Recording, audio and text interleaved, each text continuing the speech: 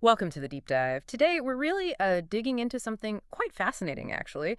It's a complex bit of international diplomacy. Mm, We're focusing on recent, pretty significant moves involving the U.S., India, and Pakistan. right. Specifically, President Trump's statements and India's reaction. Exactly. We want to unpack the details, the differing accounts surrounding what President Trump said about the India-Pakistan conflict, and then how India officially responded. And our main source here is an article from the Indian Express, updated very recently, June 19th, 2025. That's right. So the goal is to give you a clear, factual picture of these, let's say, nuanced diplomatic back and forths. Help cut through some of the noise. Let's do it. Okay, so let's unpack this. The most recent thing, it's pretty surprising, actually. Mm-hmm. For the first time in weeks, President Trump did not take credit for stopping the military conflict between India and Pakistan.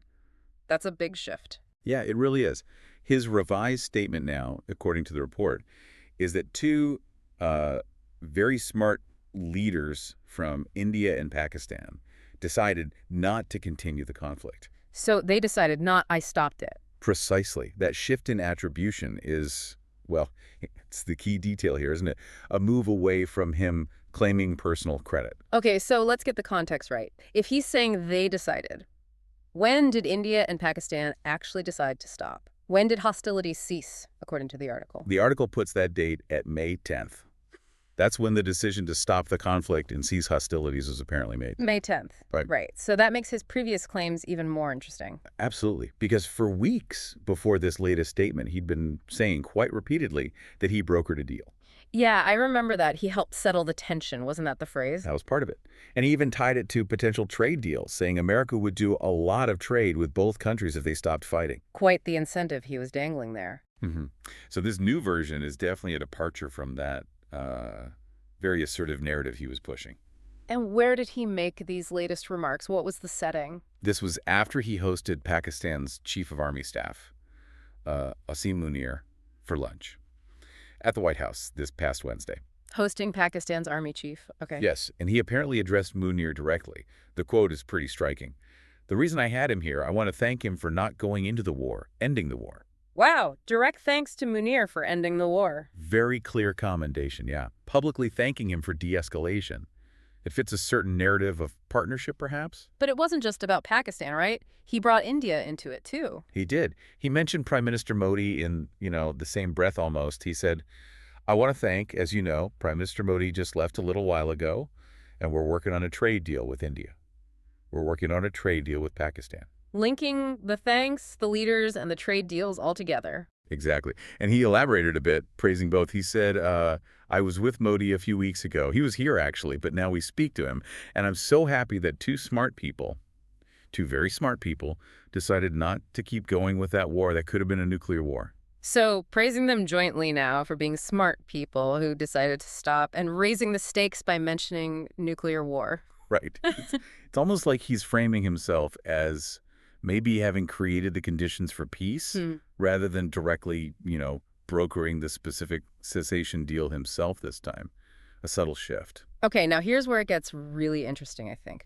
People might remember Trump and PM Modi were supposed to meet at the G7 summit in Canada. Right. But Trump cut his trip short.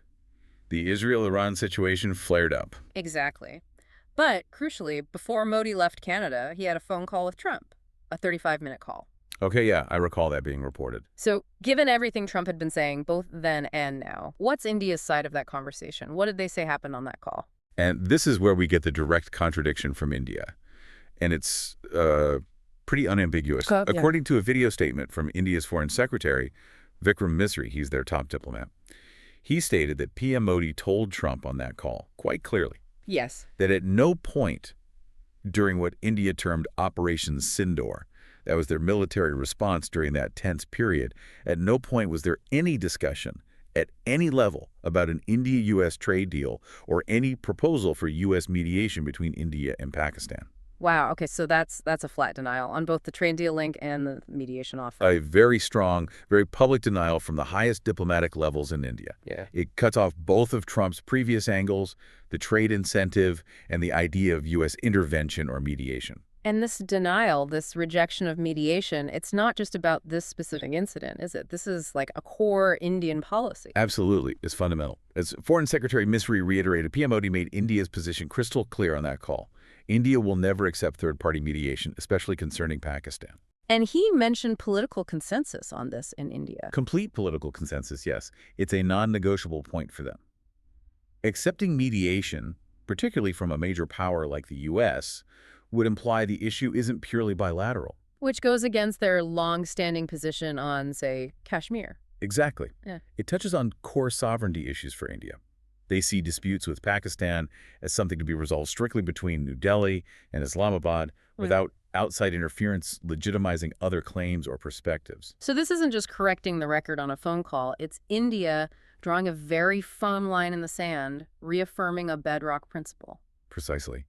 For anyone listening who follows South Asian politics closely, you'll know this stance on mediation is absolutely central to India's foreign policy. This whole episode just throws it into sharp relief again. So if we kind of step back and connect the dots. Yeah, what this whole situation really shows is how, diplomacy involves shaping narratives.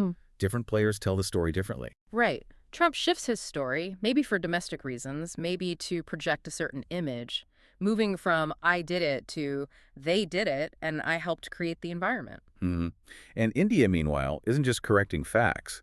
They're using the opportunity to send a strong signal about their strategic autonomy and red lines. They're speaking to multiple audiences, too. Understanding who they're talking to, their own public, the other country, the wider world, that really helps decode these diplomatic moves, doesn't it? It absolutely does. It's like watching a chess game played with words. So what does this all mean for us, trying to understand it? This deep dive has really laid bare these varying stories around a pretty critical moment. Yeah, one key player changes their tune, another flatly contradicts earlier claims while doubling down on a core policy. It really shows how much can be hidden or revealed just in the way things are said. Or not said. Or not said, exactly. And leaves a fascinating question for you, the listener, to think about. Go on. Well, when you have leaders and entire nations giving such different accounts of really high-stakes events like stopping a potential war, how do you personally figure out what actually happened? How do you assess the historical record? That's a tough one. How much weight do you give official statements versus, well, trying to read between the lines? Exactly. What role does all this official communication play in shaping what we think happened versus maybe what really occurred behind closed doors? It's something to really mull over long after we finish talking here.